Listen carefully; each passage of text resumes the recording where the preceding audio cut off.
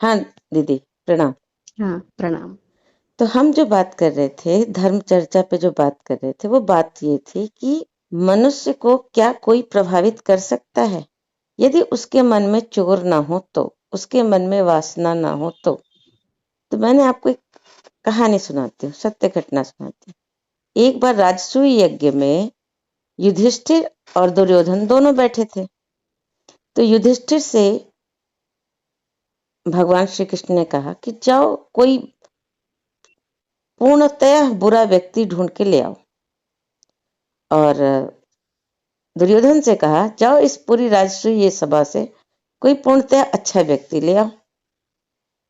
अब गए सब ढूंढने, युधिष्ठिर ने सबको देखा। युधिष्ठिर क्या देख रहे थे? अच्छाई, क्योंकि उनके अंदर अंदर क्या थी? अच्छाई थी, सच्चाई थी। तो उन्हें प्रत्येक व्यक्ति में कुछ न कुछ अच्छाई, कुछ न कुछ सच्चाई दिखी जाती थी। इसलिए वो लौट के आए और कृष्ण जी के पास जाकर बोले क्षमा करें, इस पूरे राजसभा में कोई पूर्णतः बुरा व्यक्ति नहीं मिला मुझे। और वहीं से ही दुर्योधन लौट के आए। अब दुर्योधन की दृष्टि क्या थी? बुरी थी, उसको बुराई सब जगह नजर आती थी। तो वह प्रत्येक अच्छे से अच्छे व्यक्ति में भी कुछ न कुछ बुराई ढूंढ लिया। तो उसने कहा क्षमा करें, इसमें कोई भी पूर्णतः अच्छा नहीं है, क्योंकि सब में कुछ न कुछ बुराई है। ये संसार है। यहाँ पर जैसे स्कूल में, कॉलेज में बच्चे जब जाते हैं तो किसी के प्रभाव में आते हैं। क्यों प्रभाव में आते हैं? क्योंकि उनके मन में टीवी चैनल, फिल्म, एडवर्टीजमेंट देख के कहीं ना कहीं नशे को टेस्ट करने की इच्छा मन में हो जाती है। या फिर ये है क्या चीज? वो इसलिए नहीं, नशे में नहीं जाते कि उनको नशा करने की इच्छा है, नहीं, वो एक क्यूरियसिटी में जाते हैं। उनके अंदर प्रश्न उठते हैं कि आखिर ये क्या भला चीज है। अब उनको ये नहीं पता होता कि आपके यहाँ एंट्री तो है, एग्जिट नहीं है। नशा लत दे देता है, ये बात उन्हें नहीं पता होती। तो जो बच्चे, छोटे बच्चे बड़े होने लगते हैं, उनको जब भी गलत संगति मिलती है तो वो मन में जो प्रश्न होती है, इच्छा होती है, क्यूरियसिटी होती है कि आखिर है क्या चीज, लेट्स ट्राई। तो वो जो लेट्स ट्राई का जो फंदा है ना, उसके कारण वो प्रभाव में आके नशा करने लग जाते हैं जैसे ही उनको गलत संगति मिलती। आपने कहा, एक कहावत सुनोगे, चंदन विष व्यापत नहीं, लिपटे रहत भुजंग। अगर कोई बच्चा चंदन की संस्कार ले लिया, यानी उसने ये जान, उसके अंदर यह इच्छा ही नहीं उपजी कि भाई हमको नशे को ट्राई ही क्यों करना, भाई जहर को ट्राई करके मरने से अच्छा है हम जहर ट्राई ही नहीं करेंगे, हमें इसे ट्राई नहीं करना, इससे इतने सारे लोग बर्बाद हो रहे हैं। वो उस चीज को एनालिसिस करता है और वो क्लियर कर लेता है, संकल्पबद्ध हो जाता है कि नहीं भाई हमको नशा नहीं करना। अब ऐसे बच्चे पर अगर लोग आके प्रभाव डालेंगे कि भाई तू नशा कर, तो क्या करेगा? वो नशा नहीं करेगा। उसको कोई प्रभावित कर ही नहीं सकता नशे के लिए। तो जब तक हमारे बच्चे के अंदर कोई ना कोई शॉर्टकट इच्छा नहीं उत्पन्न होगी, कोई ना क्यूरियसिटी इच्छा नहीं होगी, वो ट्राई करने के मूड में नहीं होगा, तब तक दूसरा बच्चा उसको नशा नहीं करवा सकता। फिल्म में देखिए ना आप, कोई भी फिल्म उठा लीजिए, कोई भी सीरियल उठा लीजिए, अच्छे से अच्छे मैसेज देने वाली फिल्म उठा लीजिए। जैसे अभी ऊंचाई फिल्म आई है, ये एक बहुत अच्छा मैसेज दे रही है, लेकिन इस फिल्म में देखिए नशा अवश्य है। क्यों? क्योंकि ये फिल्मों का पूरा व्यवसाय ही, फंडिंग ही नशे पे चलती है। आप ऐसी कोई फिल्म बता दीजिए जिसमें शराब का कोई सीन ना हो। है कोई फिल्म? नहीं है। कोई सीरियल, नहीं। कोई वेब सीरीज दिखा दीजिए, सभी जगह क्या है? प्यार है, वासना है और नशा है। तो जब बार कोई भी चीज आप बच्चों के बार बार दिमाग में जा रही है, आप बच्चे के इस दिमाग में प्रवचन कितनी बार डाल रही हैं? बताइए कितनी बार डाल सकते हैं? एक बार, दो बार। लेकिन वो नशे का विज्ञापन कितनी बार देख रहा है? 10 बार। अब आप एक सही चीज बात है। बताइए, आपका 2 बार का ज्ञान 10 बार के विज्ञापन में, आप तो मुंह से ज्ञान दे रही हैं जिसका कोई विजुअल इफेक्ट भी नहीं है, केवल ऑडियो है, ठीक है। हम्म। लेकिन नशे का विज्ञापन देखिए, पूरी की पूरी स्टोरीज के साथ में आ रहा है, उसके साथ में उसका डिस्प्ले भी आ रहा है, उसको उसके उसमें उसको आनंद भी कितना दिखाया जा रहा है। मतलब पूरी की पूरी तरह नशे का पूरा सिस्टम दिखा रहा है। आप रोड पर निकल जाइए, विमल का विज्ञापन देते हैं, अमिताभ बच्चन दिख जाएंगे, क्या नाम है, कौन कौन से बड़े बड़े हीरो हैं, शाहरुख खान हैं, और ये सारे दिख जाएंगे।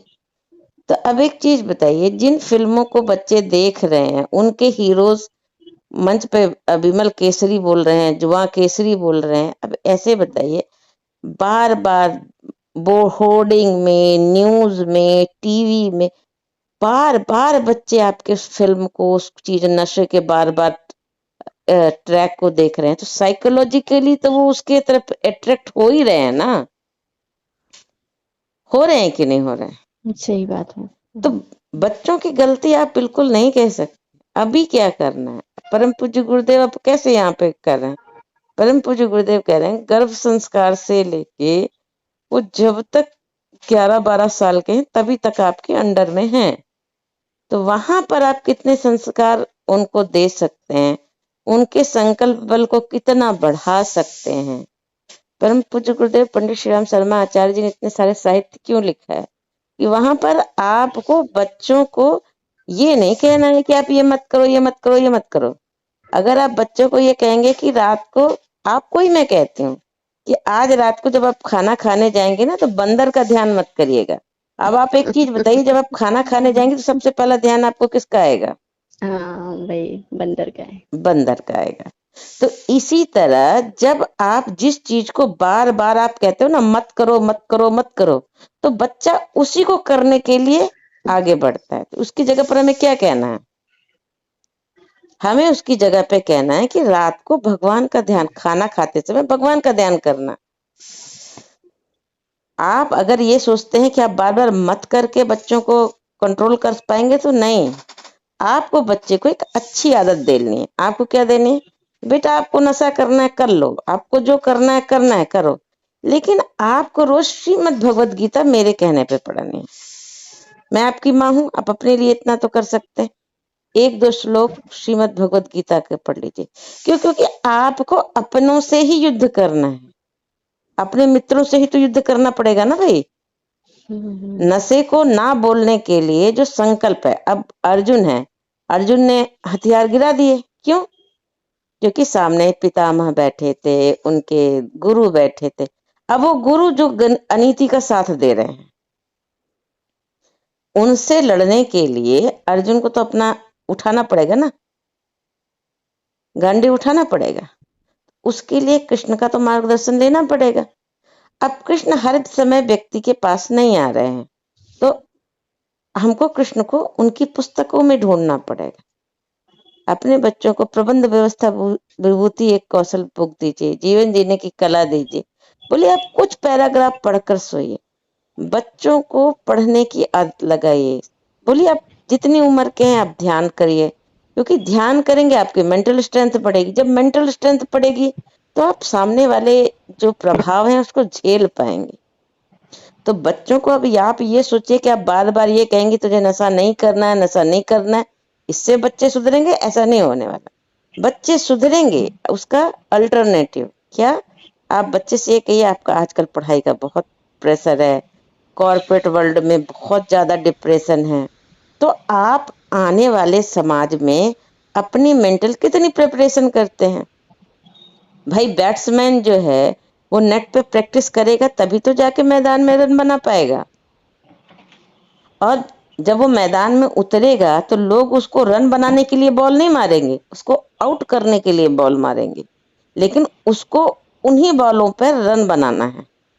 उसको चारों तरफ फैले खिलाड़ी आउट करने के लिए ही खड़े हैं, कोई इसको सपोर्ट करने के लिए नहीं खड़ा है। ऐसे ही उसके जीवन में जब जीवन के मैदान में उतरेगा तो चारों तरफ लोग उसको आउट करने के लिए जाएंगे। तो वहां तो उसको अपने बैट पे ही तो कंट्रोल करना है। तो उससे बोलो कि तुम्हारा बैट क्या है? ब्रेन। ब्रेन को स्ट्रेंथ कौन देगा? मेडिटेशन, मंत्र चैंटिंग और स्वाध्याय, योग प्राणायाम। भाई आजकल पढ़े लिखे बच्चे, आप उनसे कहिए गूगल सर्च कर लो। अगर तुम्हें मेरी बात में 1 मिनट का डाउट है तो भाई रिसर्च पढ़ लो, इतने तो एजुकेटेड हो ना, पढ़ लो भाई। अगर तुम्हें लगता है कि तुम्हारी मम्मा तुमसे कम एजुकेटेड है या उसकी बातों में थोड़ा सा प्रभाव कम है, तुम रिसर्च पढ़ लो, डॉक्टर रमा जयसुंदर की रिसर्च पढ़ लो, गायत्री मंत्र पे, मेडिटेशन पे रिसर्च पढ़ लो, हार्वर्ड यूनिवर्सिटी की पढ़ लो। मैंने भी इस पे गायत्री मंत्र चिकित्सा पे एक पूरा रिसर्च ओरिएंटेड बनाया, आप उसको भेज दीजिए। मेन चीज है, आप बच्चों को ये मत कहिए कि तुम्हें ये करना है ये नहीं करना है, डू एंड डोंट की लिस्ट मत थमाइए, उनको बस मेंटली मजबूत बनाइए। अगर आप अपने बच्चों को मेंटली मजबूत बनाने में सक्षम हो गए तो विश्वास मानिए कि वो अपनी लाइफ को हैंडल कर लेगा। क्योंकि आज के समय में आप कहाँ तक रोकेंगे, अपने आंचल के पल्लू में बांधकर आप उसको नहीं रख सकते। आपके वो रिश्तेदार, पड़ोसी, दुश्मन जो भी लिस्ट हैं, वो सबसे पहले आपके बच्चे को नशे में डुबो के उसको तबाह करेंगे। क्यों? क्योंकि उन्हें आपसे बदला लेना है, वो आपका भला नहीं चाहते। आप उनसे बचाएंगे तो वो बच्चे स्कूल कॉलेज में जाएंगे, वहां नशे के व्यापारियों ने अपना मार्केट ऑलरेडी सेट कर रखा है। उससे बचाएंगे तो आपके घर में टीवी तो आप रखेंगे ही, ऐसा तो नहीं है कि आप टीवी बंद कर देंगे। आजकल सस्ता डेटा है, सस्ता डेटा क्या कर रहा है, आप एक बार चेक करिए कि जितने घटिया से घटिया यूट्यूबर्स हैं, जितने से घटिया कंटेंट है, उसमें लाखों मिलियंस व्यू हैं। हमारे जो प्रवचन वाले वीडियो हैं जिसमें हम कुछ अच्छी बातें बता रहे हैं, उसमें मुश्किल से 800 से 900 हजार व्यू मिलेंगे आपको। लेकिन आप एक घटिया कंटेंट बना दीजिए, देखिए मिलियंस हो जाएंगे, उसके हजारों फॉलोवर्स हो जाएंगे। क्यों? क्योंकि मनुष्य, कहते हैं ना, मनुष्य एक जन्मजात जो क्या होता है, पशु ही तो होता है। उसको क्या आता है? खाना पीना प्रजनन के अलावा आता क्या है? अगर एक मनुष्य को आप जंगल में छोड़ दीजिए, उसको कोई संस्कार मत दीजिए, तो वो एक पशु ही तो बन जाएगा ना। पशु की तरह खाएगा, मलमूत्र त्याग करेगा, बच्चे पैदा कर लेगा।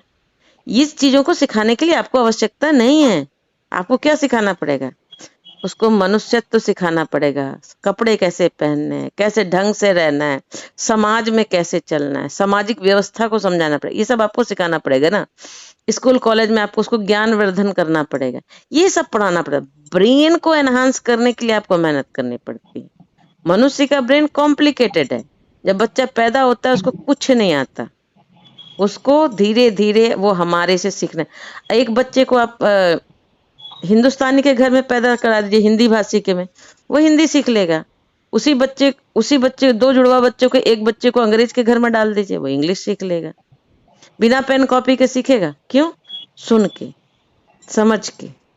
तो जैसी जैसे इनपुट उसको मिल रहे हैं वैसा वैसे उसका ब्रेन एनहांस हो रहा है। एक को वेज के घर में डाल दीजिए, एक को नॉन वेज के घर में डाल दीजिए। वेज वाला जीव को देख के दया करेगा, नॉन वेज वाला उसको खाने की सोचेगा। एक बकरी का छोटा सा प्यारा सा बच्चा है या एक चिकन का छोटा सा बच्चा है, वेजिटेरियन के दिमाग की क्या कोडिंग हो रखी है, ओ उसको प्यार करेगा। कितना बच्चा है, उसको एक जीव मानेगा। लेकिन एक नॉन वेजिटेरियन क्या देखेगा, आज का ना शाम का नाश्ता है, ये कैसे बदल गया? ये संस्कार से बदला ना। संस्कार का बहुत महत्व है। इसीलिए परम पूज्य गुरुदेव का सारा जो लॉजिक है, सारा विज्ञान है, वो किस पे है? ये सारा सब कुछ संस्कार पे ही मेन लॉजिक सारी इम्प्लीमेंटेड है। गायत्री मंत्र और यज्ञ, ये दो चीज को लेकर परम पूज्य गुरुदेव मेनली क्यों चले? साथ में अन्य टूल्स हैं, जैसे योग है, प्राणायाम है, स्वाध्याय है, बाकी सारी चीजें तो हैं ही हैं। लेकिन गायत्री परिवार का मेन जो है गायत्री मंत्र और यज्ञ क्यों है?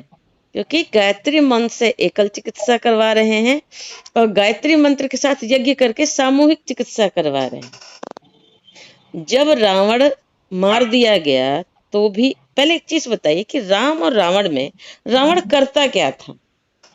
रावण से पहले तो धरती में इतने राक्षस नहीं थे। तो एक लख पूत सवा लख नाती ता रावण घर दिया न बाती, मतलब उसको मारने के बाद कोई नहीं बचा। क्यों? रावण करता क्या था? रावण मनुष्य को लालच देके, सोने का लालच देके, ऐशो आराम का लालच देके उनको आतंकवादी बनाता था, आज की भाषा में, यानी वो उनको राक्षस बनाता था। तो राक्षस वो कहीं से जाके पैदा नहीं करता था, वो राक्षस लोगों को परिवर्तित करता था, उनसे मनुष्यता छीनकर राक्षसीपन इम्प्लीमेंट करता था, जैसे जिहादी आतंकवादी करते हैं। जो इसमें बॉम्बे में कसाब पकड़ा गया था, वो कहीं से राक्षस दिख रहा था, लेकिन वो क्या था, राक्षस ही तो था ना। तो चित्रों में आप अगर देखेंगे कि वो सींग लगाते हैं, मुकुट लगाते हैं देवता, ये सब चित्रण है, लेकिन रियलिटी में राक्षस और मनुष्य देखने में से देवता एक जैसे ही दिखते हैं, बस उनके अंदर का माल बदला होता है। जैसे 3 मटके रखे हों, एक में शराब रखा हो, एक में साधारण जल रखा हो और एक में अमृत रखा हो। देखने में तो तीनों मटके एक हैं, बाहर से तो एक ही दिख रहे हैं ना, लेकिन अंदर का माल जो है, अंदर की जो प्रकृति है बदली हुई। वैसे मनुष्य के बाहर के शरीर से पे मत जाइए, उसके भीतर की प्रकृति पर आप काम कीजिए, वही संस्कार है। भीतर बदलना है, बाहर थोड़ा ना बदलना है। तो परम पूज्य गुरुदेव का ये सारा प्रोसेस क्या है, अब बाहर कैसे बदलेंगे। यज्ञ से क्या है, जैसे परमाणु बम, आपने हिरोशिमा नागासाकी आपने सुना होगा, तो वहां पे क्या हुआ था, परमाणु बम विस्फोट हुआ। तो वहां पे क्या हुआ, साउंड एनर्जी ने विष को लेकर, जहर को लेकर मनुष्यों के डीएनए में प्रवेश करा दिया, तो कई पीढ़ी तक अपाहिज पैदा हुई। तो डीएनए में अगर कोई चीज प्रवेश करानी है तो वो साउंड प्लस मटेरियल से जाता है, ठीक है।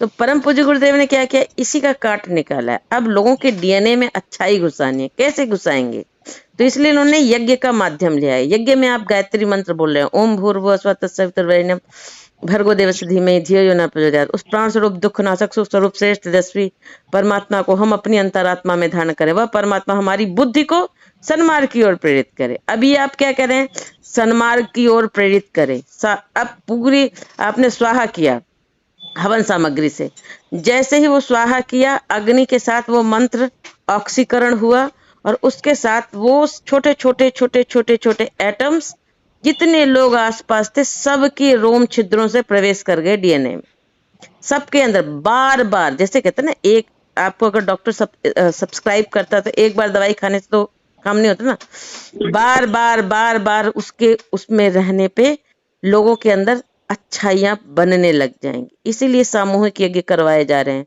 अभी झटिकरा दिल्ली में यज्ञ था। तो आप इन सारे प्रोसेस को आपको समझना पड़ेगा। परम पूज्य गुरुदेव बहुत बड़ा प्रयोग कर रहे हैं। उन्होंने कहा है युग निर्माण होगा तो होके रहेगा। अब एक चीज बताइए, युग क्या होता है, युग क्या है, लोगों की सोच, एक जैसे लोगों की सोच। पहले क्या होता था, राक्षस एक होता था, राक्षस राजा एक होता था, राजा जो कहता था वो प्रजा वही करती थी।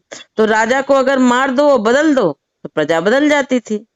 इसलिए राम रावण युद्ध हुआ, रावण गया तो रावण के द्वारा चलाए गए सारे सिस्टम खत्म, और फिर उसके प्रभाव को खत्म करने के लिए यज्ञ करवा दे, अश्वमेध यज्ञ किया गया। क्योंकि रावण तो चला गया था स्थूल रूप में, लेकिन उसका प्रभाव तो व्यापक था ना। तो रावण राज्य को रिप्लेस करने के लिए राम राज्य विचारों पे भी तो बनाना था, तो उसके लिए क्या किया गया, उसके लिए यज्ञ किया गया, अश्वमेध यज्ञ किया गया, गायत्री को घर घर स्थापित किया गया। अब वही सिस्टम यहाँ परम पूज्य गुरुदेव, अब यहाँ गुरुदेव के साथ सबसे बड़ा सिस्टम क्या है, प्रज्ञावतार के साथ सिस्टम यह है कि यहाँ पर राजा प्रजा नहीं चल रही, यहाँ प्रजा राजा को चुन रही है। प्रजातंत्र में प्रजा राजा को चुन रही है। तो बदलना किसको पड़ेगा, प्रजा को बदलना पड़ेगा, रूट लेवल पे काम करना पड़ेगा। जब आप एक व्यक्ति बदलेंगे, वो व्यक्ति परिवार बदलेगा, परिवार आसपास वाला बदलेगा, आसपास वाला गांव बदलेगा, गांव वाला पूरा कई गांव मिलके राज्य बदलेगा, कई राज्य मिलके फिर देश बदलेंगे, देश बदलेगा तो फिर कई देश, ऐसे ऐसे एक इन्फ्लुएंस होते होते फिर वो पूरा समाज बदल जाएगा, पूरा युग निर्माण हो जाएगा। तो रूट से काम करना है, व्यक्ति निर्माण से परिवार निर्माण, परिवार निर्माण से समाज निर्माण, समाज निर्माण से युग निर्माण, 4 चरण हैं, इस पे काम करना है। तो कठिन है रास्ता, लेकिन असंभव नहीं है। हम कितना कुछ, आप बच्चों को मत ये कहिए कि आप ये मत करो वो मत करो, इतनी लंबी लिस्ट देने की जरूरत नहीं है। समझाइए, हर मत के पीछे एक्सप्लेन करिए, why you are saying this should not be done. उन्हें एक्सप्लेन करिए, अपनी क्षमता से एक्सप्लेन करिए। कहीं क्वेश्चन होता है तो आप मुझसे पूछ लीजिए, मैं आपको लिख के दे दूंगी कि हमें क्यों नहीं करना चाहिए। भाई सिंपल सी चीज है, आप जैसे ही नशा करते हैं वो सबसे पहले आपके सोचने समझने की शक्ति हटा देता है, मदहोश कर देता है। आप अगर दारू पिए या हनुमान चालीसा पढ़ें, रोड में फंसी गाड़ी अपने आप से नहीं निकलेगी, उसके लिए पुरुषार्थ तो करना पड़ेगा। तो फिर आप क्वेश्चन करेंगे, फिर तो चाचा दारू पी लो या हनुमान चालीसा, क्या फर्क पड़ता है। जैसे ही आप दारू पीते हैं आपकी चेतना नीचे चली जाती है। चेतना के 5 स्तर हैं।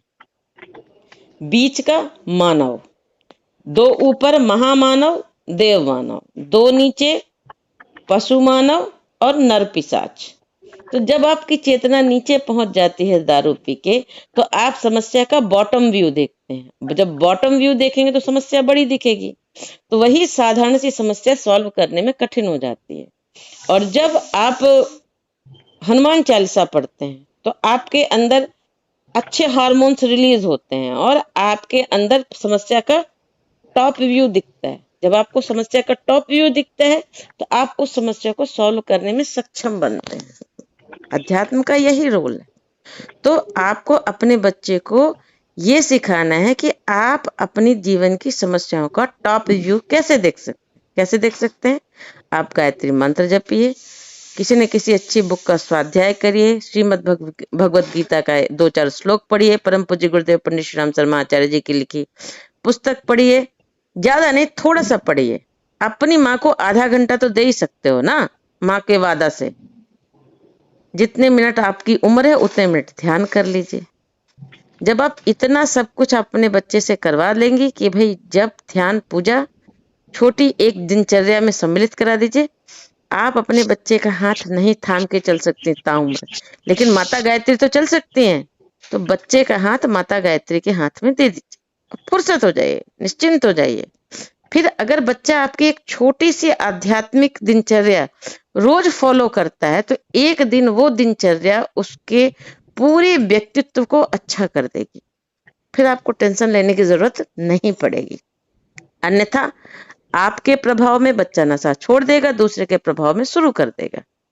फिर वही गेम चलता रहेगा। कब तक इस गेम को हैंडल करेंगे। तो इससे अच्छा ये नहीं है कि उस व्यक्ति के हाथ, उस ईश्वर के हाथ में सत्ता सौंप दी जाए जो सर्वव्यापी है। आप सभी जगह मौजूद नहीं रह सकते, आप तो घर में ही रह सकते हैं ना। बच्चे के साथ हर क्षण हर पल तो नहीं रह सकते। तो हर क्षण हर पल रहने वाली जो डिवाइस है, आध्यात्मिक डिवाइस है, उसको एक्टिवेट कर दीजिए। और वो एक्टिवेट कब होगी?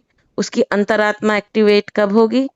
जब उसके अंदर सकारात्मकता का कोई ना कोई दिनचर्या में आध्यात्मिक प्रैक्टिस होती रहेगी। अगर वो आध्यात्मिक प्रैक्टिस नहीं होगी, भाई गाड़ी में फ्यूल डलेगा ही नहीं तो चलेगी नहीं। तो आध्यात्मिक फ्यूल डालिए, उसको कहिए कुछ नहीं कर सकता 24 गायत्री मंत्र जप ले, 1 माला गायत्री मंत्र जप ले। कुछ नहीं कर सकता 5 से 10 मिनट मेडिटेशन कर ले उगते सूर्य का। कुछ नहीं कर सकता 2-4 श्लोक पढ़ ले, 1 पैराग्राफ पढ़ ले। बहुत ज्यादा प्रेशराइज मत करिए, ज्यादा एक्टिवेट करने की जरूरत नहीं है। कोई भी प्रैक्टिस थोड़ा सा डाल दीजिए। अगर 1 गोली एंटीडोट आपने डाल दी तो वो दिन भर का जहर हैंडल कर लेता है। तो आपको एंटीडोट की व्यवस्था करनी है।